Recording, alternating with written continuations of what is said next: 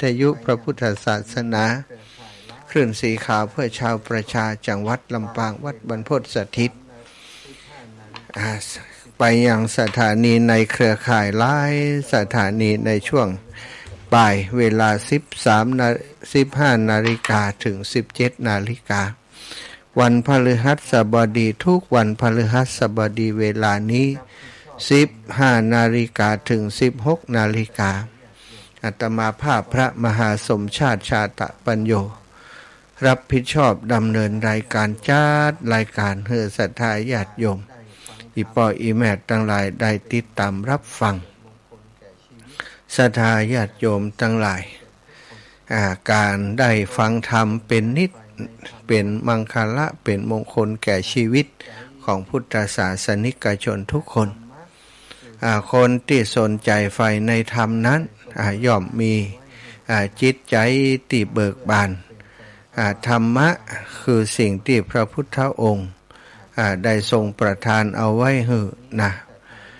เพื่อจะเป็นแสงสว่างนำทางชีวิตของมนุษย์คนเฮาการที่เฮาเกิดขึ้นมาบนโลกนี้ศรัทธาญาติโยมเฮาเกิดมาพร้อมกับสิ่งที่เรียกว่ากิเลสตัณหาที่มันมีอยู่ในจิตในใจกิเลสตัณหาความโลภความโกรธความหลงนั้นมักจะมาปิดบังตาคือปัญญาของเฮาให้มืดบอดสิ่งที่จะมาช่วยคลี่ช่วยคลายช่วยขยายช่วยเปิดตาของเฮาตาคือปัญญานั้นคือธรรมะของพระพุทธเจ้าถ้าเฮาได้เข้าใจธรรมชาติตามความเป็นจริงเข้าใจว่าเฮาเกิดขึ้นมาบนโลกนี้มีความแก่ความเจ็บความตายเป็นธรรมดาชีวิตของเฮาและชีวิตผู้อื่นปรารถนาความสุขความสงบเหมือนกันทั้งสิ้นบัดต้องการการเบียดเบียนบัดต้องการรังแกบัดต้องการสิ่งที่ทำให้เฮาเกิดทุกข์ทั้งหลายคนเฮาเป็นอย่างใดคนอื่นก็เป็นเหมือนกันสิ่งที่จะทำให้เฮาเข้าใจคนอื่นคนอื่นเข้าใจเฮาและปฏิบัติต่อกันอย่างถูกต้องอย่างเหมาะสมแล้วก็มีความสุขถึงสองฝ่ายทุกฝ่ายนั้นก็คือธรรมะศรัทธาธรรมะคือสิ่งที่เป็นดังเข็มทิศของชีวิตที่จะดำเนินชีวิตต่อไปคนเฮาถ้าเกิดมานั้นเฮาบ่มีเข็มทิศหรือว่าอีกอย่างหนึ่งก็คือบ่มีแสงสว่างที่จะนำชีวิตนำทางเฮาไปเฮาก็ไปสเปะสปะสะทะเข็มทิศถ้าเฮาต้องการไปทิศเหนือเข็มทิศชี้ไปทางทิศเหนือถ้าเฮาต้องการไปทางทิศใต้เข็มทิศก็ชี้ไปทางทิศเฮาก็ได้กำหนดได้ว่าโอ้ทิศใต้เป็นทางนี้ทิศเหนือเป็นทางนี้ทิศตะวันตกทิศตะวันออกทิศอีสานอาคเนย์ต่างๆอยู่ทางนี้เฮาก็จะได้เดินทางไปถูกต้องถ้าเฮาบ่มีเข็มทิศศรัทธาญาติโยมทั้งหลายการเดินทางของเฮามันก็บ่ไปถึงเป้าหมายชีวิตของคนเฮาถ้าเฮาเกิดมาแบบไร้ทิศทางแบบไร้เข็มทิศแล้วก็แบบบ่มีเป้าหมายในชีวิตหลายคนเกิดมาก็บ่ฮู้ว่าเกิดมาทำไมเกิดมาต้องการอะไรอย่างบางคนก็บ่ฮู้โดยซ้ำไปศรัทธาจริงๆแล้วสิ่งนี้เป็นสิ่งสำคัญถ้าเฮาบ่ฮู้ว่าเกิดมาทำไมเหมือนกับว่าเฮากำลังเดินไปติดตลาดหรือว่าไปกาดนั่นเองเฮาบ่ฮู้ว่าเฮาจะต้องการเอาอะไรอย่าง มากาดนี่ต้องการอะไรอย่างเดินไปอย่างอันนั้นไปเรื่อยๆไปถึงกาดก็เดินไปหันอันนั้นก็ใครได้หันอันนี้ก็ใครได้บ่ได้ตั้งใจจะเอาซะนะบางทีก็ไปซื้อเอาของต่างๆที่บ่ได้ตั้งใจไว้นะบางทีก็ได้ไปได้ของที่ต้องการพอดีศรัทธาญาติโยมทั้งหลายอีกคนหนึ่งต้องการอะไรอย่างสักอย่างหนึ่งสมมุติว่าต้องการมีดไปตลาดจดไว้มีดพริกเกลือบะเขือ5ค่าจะใครโจทย์ไว้เป็นอย่างเป็นจัง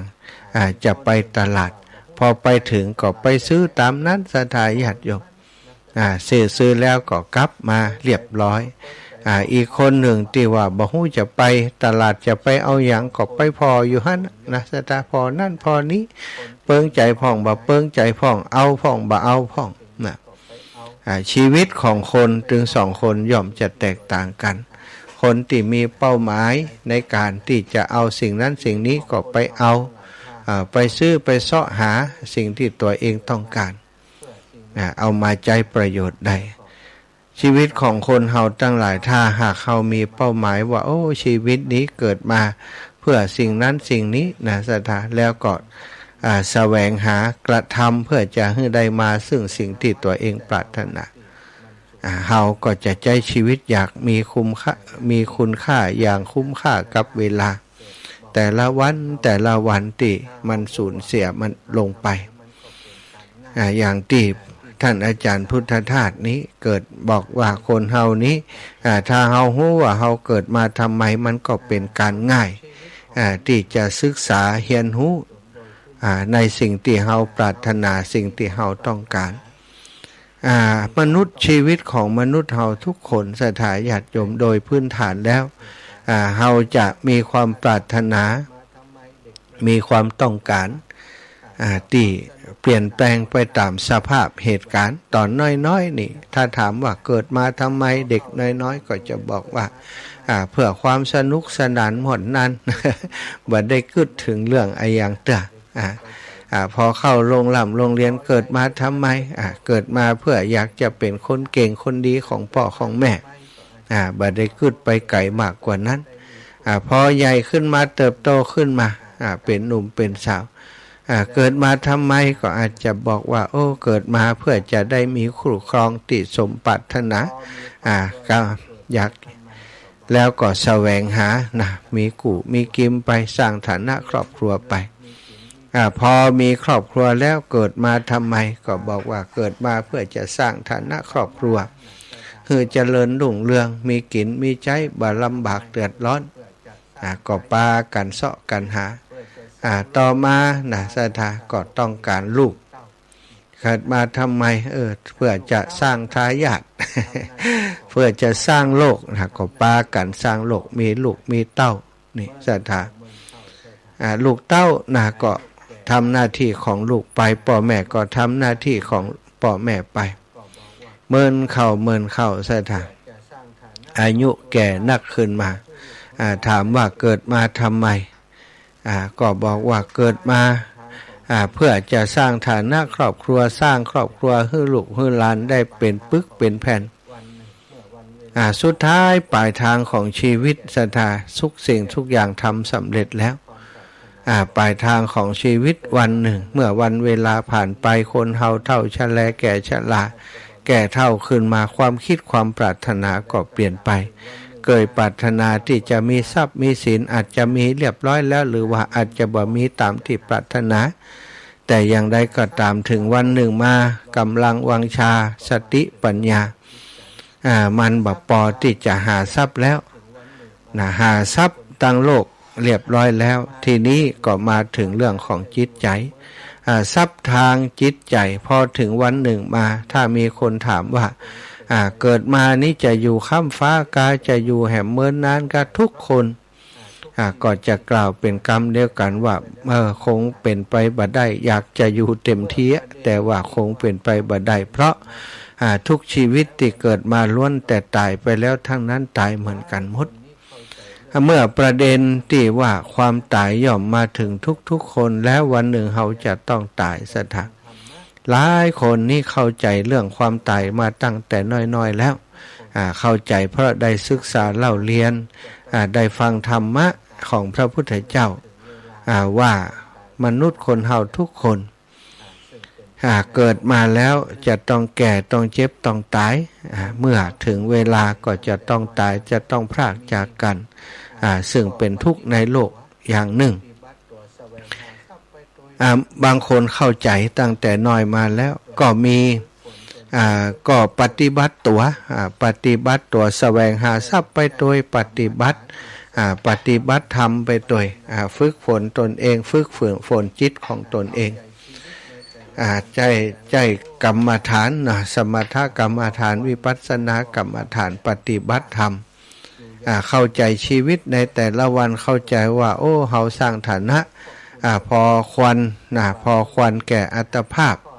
อยู่อย่างสันโดษบ่ฟุ้งเฟ้อเห่อเหิมบ่หลงไปตามอำนาจของกิเลสควบคุมตนเองบ่ฮื้อพิษในข้อห้ามถึง5ประการคือศีลตั้ง5ประการปฏิบัติถูกต้องก็คือทำ5ประการมีเมตตากรุณาเป็นต้น ในระหว่างดำเนินชีวิตอยู่ก็ปฏิบัติคัดเก่าตัวเองไปอย่างนี้คนประเภทนี้ศรัทธาย่อมจะสร้างทรัพย์คือตัวเองถึง2 ทางทางที่หนึ่งก็คือทรัพย์ในโลกทรัพย์อันเป็นโลกิยะทรัพย์ที่จำเป็นจะต้องเลี้ยงตัวเลี้ยงครอบครัวเลี้ยงลูกเลี้ยงหลานต่างๆก็แสวงหาทรัพย์อย่างถูกต้องตามอาชีพที่สุจริตศรัทธาเป็นอาชีพสัมมาอาชีพถูกต้องตามกฎของธรรมชาติบ่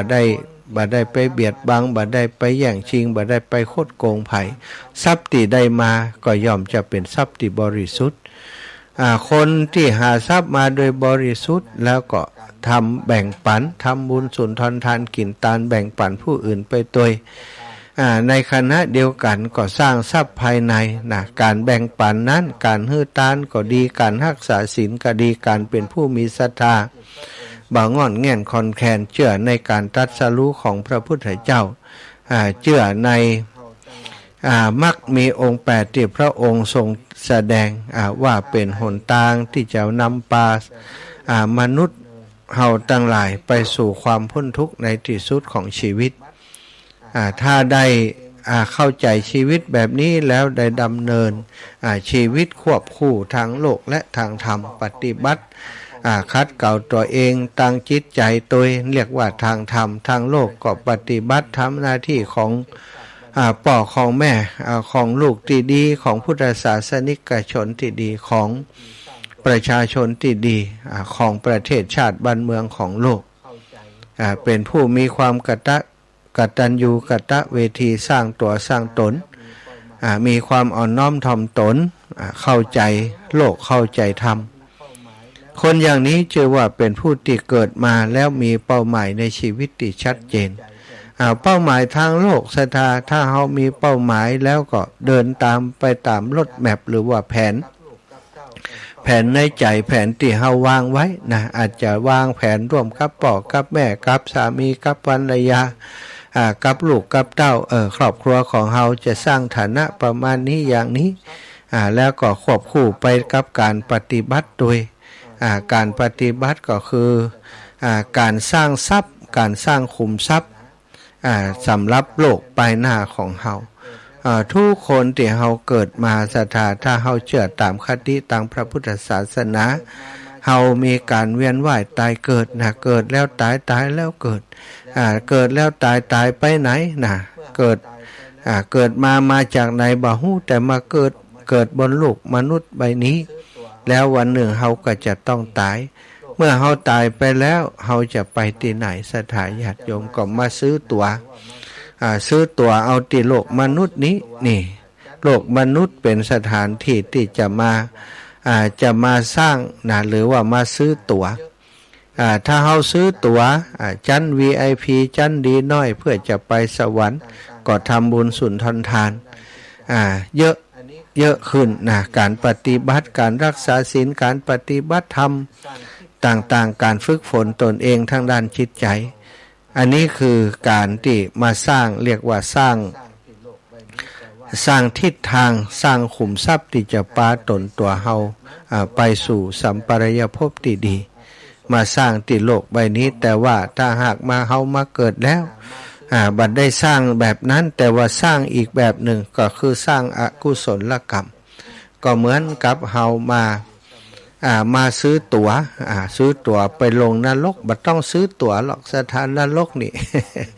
เปิดรอรับคนชั่วอยู่เสมอคนทั้งหลายพระพุทธองค์ทรงตรัสกับภิกษุทั้งหลายอยู่ครั้งหนึ่งคราวหนึ่งจำบ่ได้ว่าสูตรไหน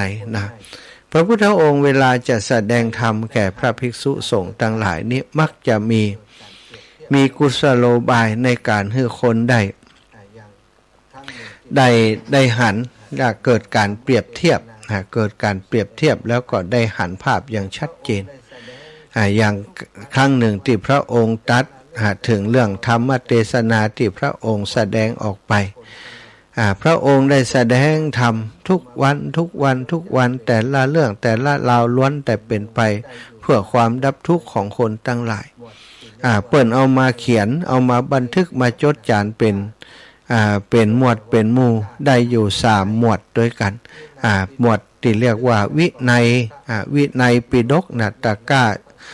ปิฎกแปลว่าตะกร้าวินัยปิฎกอย่างหนึ่งแล้วก็พระอภิธรรมปิฎกอย่างหนึ่งแล้วก็พระสูตรตันทปิฎกอย่างหนึ่งเป็น3อย่างด้วยกันสัทธาถ้าเป็นหนังสือปัจจุบันนี้เป็นภาษาบาลีก็45เล่มเป็นภาษาไทยก็45เล่มเปิ่นคงจะเอาว่า45พรรษาที่พระองค์ได้ประกาศศาสนานั่นเอง45เล่มใหญ่ๆตึงนั้นอีปออีแม่ทั้งหลายธรรมะของพระองค์ติดตัดพระองค์ได้ถามภิกษุทั้งหลายว่าภิกษุทั้งหลายเธอจะเข้าใจความข้อนี้ว่าอย่างไรความข้อนี้ก็คือว่าใบไม้พระองค์ทรงหยิบใบไม้มากำหยิบมือหนึ่งเนาะหยิบมือหนึ่งจากพื้นที่พระองค์ทรงประทับนั่นเองหน้าพระองค์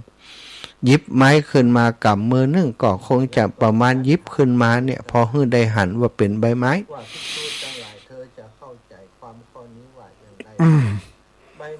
แล้วก็ตัดถามภิกษุทั้งหลาย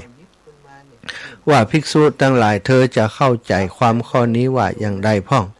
ใบไม้ในมือของเฮาตถาคตที่เฮาหยิบขึ้นมาเนี่ยหยิบขึ้นมาเมื่อกี้นี่กับใบไม้ที่อยู่ในป่าทั้งหมดนั้นอันใดหนักกว่า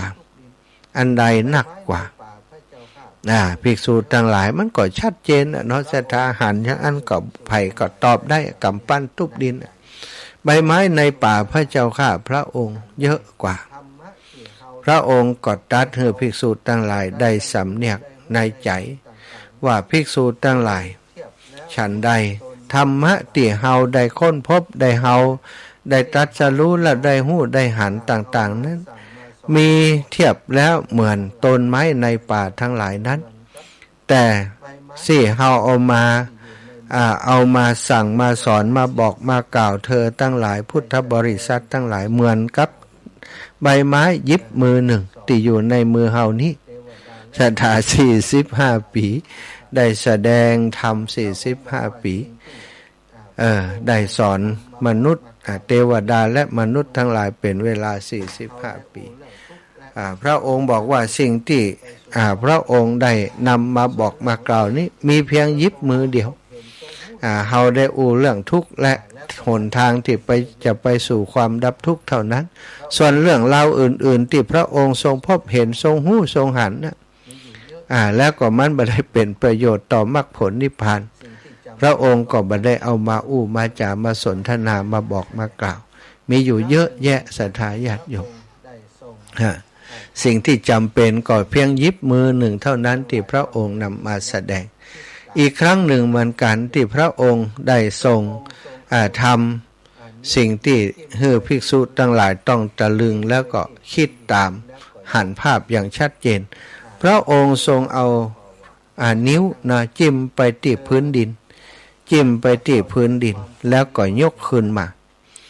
ให้ภิกษุทั้งหลายพอว่าภิกษุทั้งหลายเธออาจจะเข้าใจความข้อนี้ว่าอย่างใด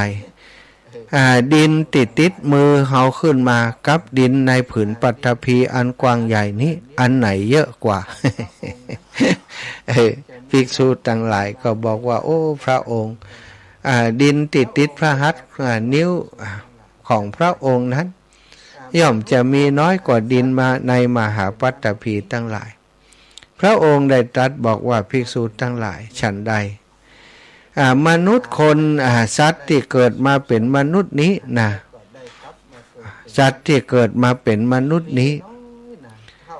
ที่ตายไปแล้วได้ไปสู่สวรรค์ นะแล้วก็ได้กลับมาเกิดเป็นมนุษย์อีกนั้น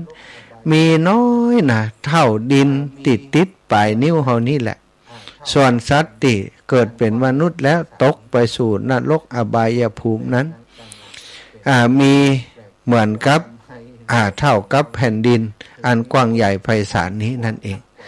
อีปออีแม่นั่งต่างหลายเป็นสิ่งที่บ่แปลกใจว่าทำไมโลกของเฮานี้ถึงมีคนชั่วนักกว่าคนดีคนที่เกิดมาเป็นคนหันแก่ตัวทำแต่ความชั่วต่างๆถึงมีเยอะกว่าคนดีก็เพราะอย่างนี้เองคนเหล่านั้นย่อมมีทุกขติเป็นที่ไปในเบื้องหน้าแต่พุทธศาสนิกชนของเฮาทั้งหลายคนเฒ่าคนแก่อีป่ออีแม่ที่สนใจใฝ่ในการฟังน้ำฟังธรรมอันนี้เฮาได้สร้างทางเรียกว่าปิดทางนรกเปิดทางที่จะไปสู่สวรรค์ให้กับตัวเก่าฟังธรรมะสนใจฟังสนใจในการปฏิบัติทุกวันได้เข้าใจว่าโอ้ทำบุญแล้วจิตใจมันปลอดโปร่งมันสดชื่นมันมีความสุขเมื่อได้เป็นผู้ฮือทำบุญแล้วจิตใจมันสบายได้รักษาศีลได้นึกถึงศีลของตัวเองแล้วมันอิ่มอกอิ่มใจว่าโอ้เฮาได้ปฏิบัติดูแลตัวเองอย่างดีได้คัดเกลาตัวเองอย่างดีพร้อมที่จะไปสู่ภพภูมิที่ดีในเบื้องหน้าเมื่อเฮาฮู้ว่าเฮาจะต้องตายแน่นอนซะท่าเฮาเลือกที่ไปตั้งหน้าไว้ก่อนถ้าเฮาบ่เลือกไว้นะถึงเวลามาพบก็จะงงเหมือนกับคนที่เข้าไปในกาดจะเอาอะไรอย่างกันแน่จะไปนรกจะไปสวรรค์เนี่ยตัดสินตั้งแต่ที่เฮาเป็นมนุษย์นี่แหละนะบ่ได้ไปตัดสินเมื่อเฮาตายไปแล้วอยากจะไปสวรรค์เต็มทีถ้าเฮาบ่ทำความดีก็ไปบ่ได้เนาะมันก็ต้องไปอย่างที่บอกนะ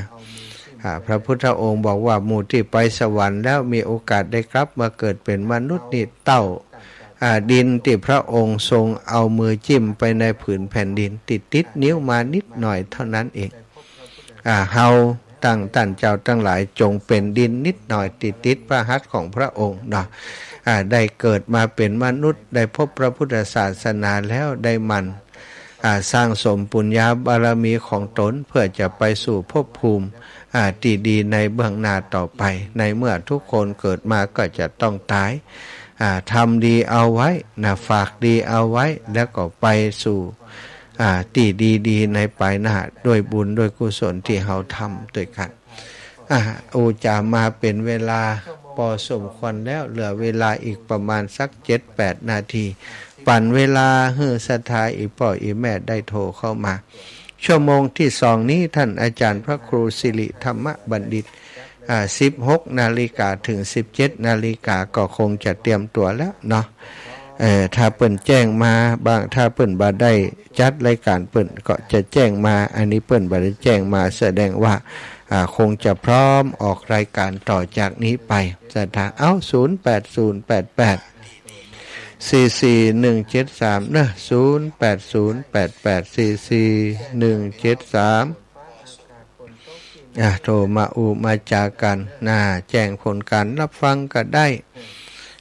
แจ้งเรื่องราวของฝนฟ้าอากาศฝนตกที่ไหน บอกกันก็ได้เนอะ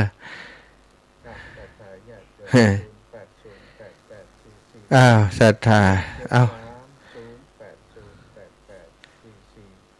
ศรัทธาญาติโยม0808844173เนอะบุญรักษาเทวดาคุ้มครองโทรมามาจากกันได้ศรัทธา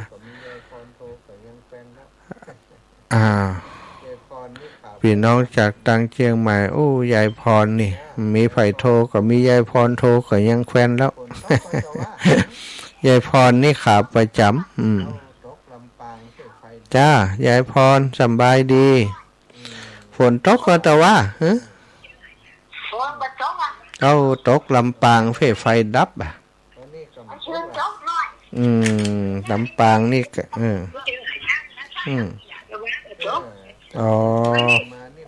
วันนี้กำตกละ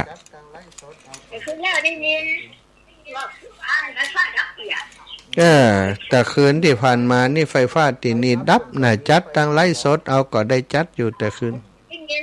ไฟเห็นนี่สบายมากไฟดับเป็นก็มีไฟสำรองไฟเห็นนี่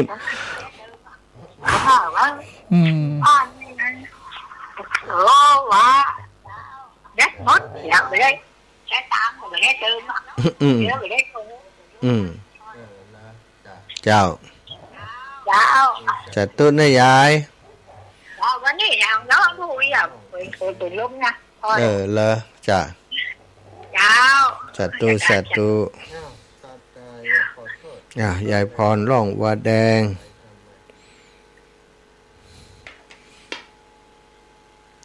สัตตายขอโทษที่บัดได้บอกท่านให้เจ้าอะไรทำไมใส่ใต้นี้ใส่อันดอยหล่อจอมตองนี้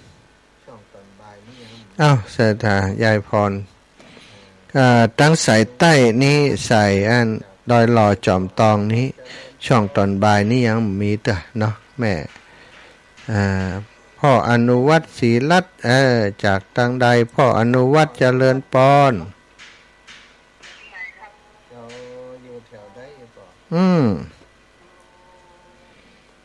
พ่ออนุวัตรอยู่ไหนก็อยู่ที่ไหนครับอยู่แถวใดป่ออยู่หนองจอมสันทรายหนองจอมสันทรายเนาะครับผมสันทรายนี่เยอะเหมือนกันที่ฟังธรรมเนาะคนมีบุญอยู่เยอะฟังชัดเจนดีครับจ้าฝนตกฝนตกมาก็ดีเนาะจ้าสาธุฝนตกหน่อยมันก็สะหมอกควันออกไปเยอะเนาะป่อเนาะดีแล้วบุญรักษาขอบคุณป่อเนอะป่อโยมป่อโทรมาจากเชียงใหม่อยู่หนองจ้อมเนาะสันทรายแม่สมบูรณ์บ้านไร่ศิลาทองวันสาตุลูก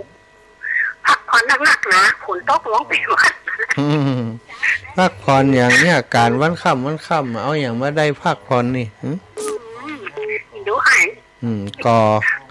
เป็นผู้ใจไปแล้วก็ปั่นรถทีไปหาก่ออันห้องน้ำก่อห้องทำงานห้อง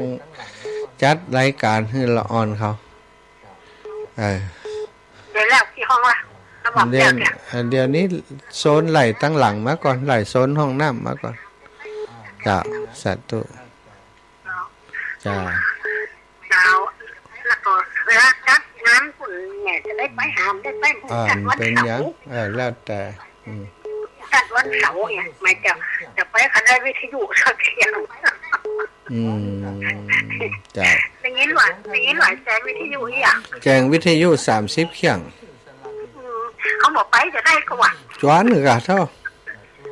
เป็นลงทะเบียนคนมานี่ก็จวนกับเปิ้นจับสลากอย่างเขาซื้อสลากนี่กะจัดตู้ได้เป็นยังสละเหียอากาจบข่าวจ้าสาธุไม่มาก็ไม่ได้เนาะศรัทธาญาติโยมเอาละเวลาช่วงนี้ขออนุญาตพักก่อนเดี๋ยวก็เช็คดูว่าชั่วโมงต่อไปท่านพระครูสิริธรรมบัณฑิตก็คงจะเข้ารายการได้เนาะศรัทธาถ้าบัดได้อย่างใดเดี๋ยวก็จะได้พบปะกันในชั่วโมงถัดไปก็ขอให้อย่าเป็นอย่างนั้นเลยอยากจะให้ครูบาอาจารย์เพิ่นได้เข้ามาพบปะเนาะกับศรัทธาญาติโยมในชั่วโมงถัดไปเอาละชั่วโมงนี้ขอความสุขความสัสดีจงมีแก่ศรัทธาสาธุชนทุกคนทุกท่านนะจัตตารโอธรรมาวะทันติอายุวันโนสุขังภะลัง